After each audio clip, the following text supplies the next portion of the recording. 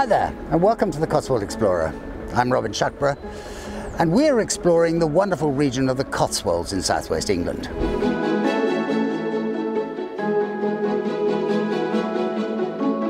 We've decided to revisit the centre of the region and find some hidden gems, places that are not quite so famous, but still just as beautiful.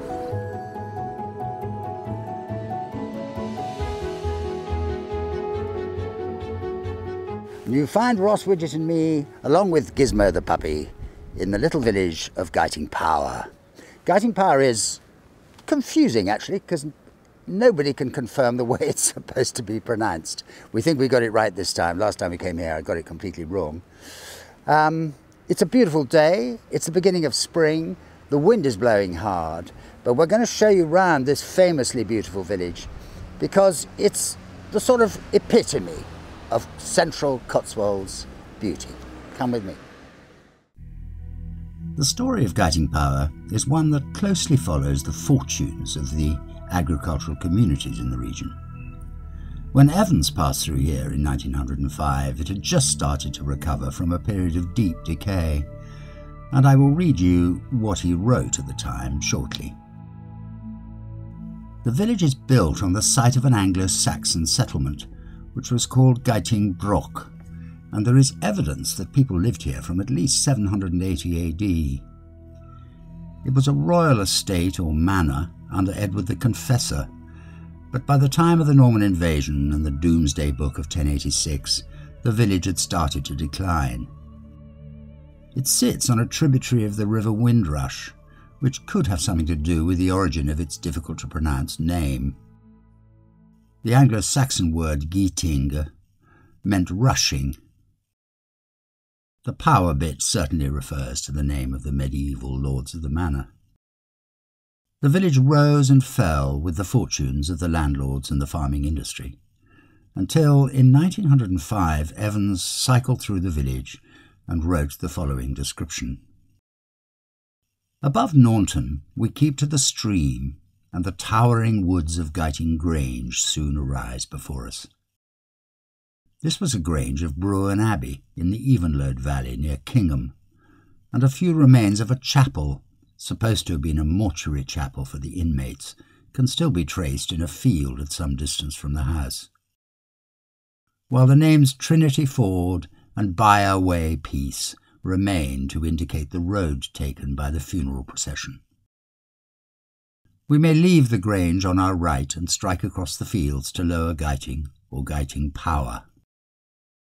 The church stands at the end of the village, the faithful witness to the fortunes of its inhabitants. We will turn aside and try to read them here. All is now the picture of seemliness, but in 1902 the crumbling fabric reflected only too faithfully the decayed condition of the village.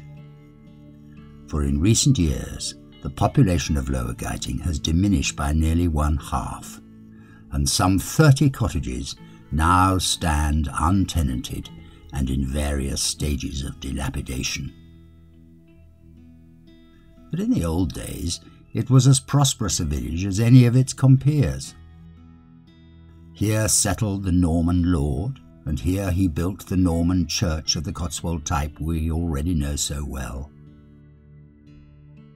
2 richly ornamented doorways of this period still remain, and a transition Norman chancel arch with similar ornamentation survived till the alterations of 1820. In the 12th century, or early in the 13th, the beautiful early English chancel was built, and in the 15th, when the wool trade was at its height, the tower was added, and the walls of the nave raised to receive the present low-pitched roof. So far all was well, but with the 19th century came the enclosures, and the large profits which followed the new style of farming. With increase of prosperity came increase of population, and it was determined to enlarge the church in the improved fashion of the day. Accordingly, at an interval of 20 years, in 1820 and 1844, the north and south transepts were thrown out from the nave, Towards the close of the century came the days of agricultural depression, and the church and village became partners in decay. 3 years ago, in 1902, the former presented a melancholy spectacle. The nave and transepts in their squalid, deformed condition were alone used for service. For 15 years the chancel had been boarded off and was fast going to ruin. But at last, mainly owing to the quiet determination and persistent effort of the present curate in charge, money was collected, and a restoration worthy of the name has been carried out. It was found absolutely necessary to rebuild the chancel, but the conservative spirit in which the work was undertaken is evidenced by the following inscription on a small brass plate affixed to the priest's door. At the restoration in 1903, this chancel doorway and small window were not disturbed. The cane stone pulpit was created and installed at this time, resting on a 15th century stem, along with the 4 stained glass windows in the north and east walls of the chancel. Discovered in the church during its restoration and placed now beside the pulpit is the touchingly poignant medieval stone coffin made for an infant. For the first time in many years exploring the churches of this region, I noticed that the door to the tiny steep stone stairway to the belfry wasn't locked, so I sent Ross up the stairs to get a glimpse of the bells amongst the ancient rafters. This is a sight few of us will be privileged to see, and I hope the vicar won't be too cross with me for taking advantage of someone's unfortunate mistake with the padlock. In the 1930s, around a dozen of the village cottages were bought by one Moira Davidson, with a view to restoring them to their former beauty, but her timing was unfortunate, and the war and the depression that followed thwarted her admirable intentions, and by the 1950s the village was once again in a state of dreadful disrepair. However, in 1968, the manor of Guiting Power and half the houses in the village were bought by Raymond Cochrane. He formed the Guiting Manor Amenity Trust, a charitable organisation who still own and run the estate. They have restored many of the houses, and the village now has an air of energy and drive it hasn't seen for a while. The green around the War Memorial Cross has a buzz, even with all that's going on in the world at the moment, and the old post office, whose owner recently retired, has been taken on anew and was due to reopen a few days after our visit, offering, along with its normal post office services, food and drink from local producers. They will continue to provide coffees and breakfasts for local early risers, as well as a real touch of Cotswold hospitality for visitors from afar.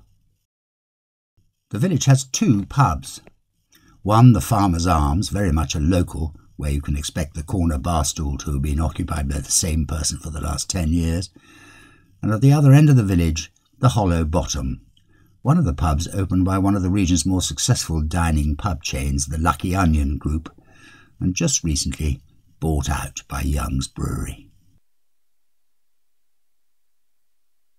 It's been wonderful visiting Guiting Power again.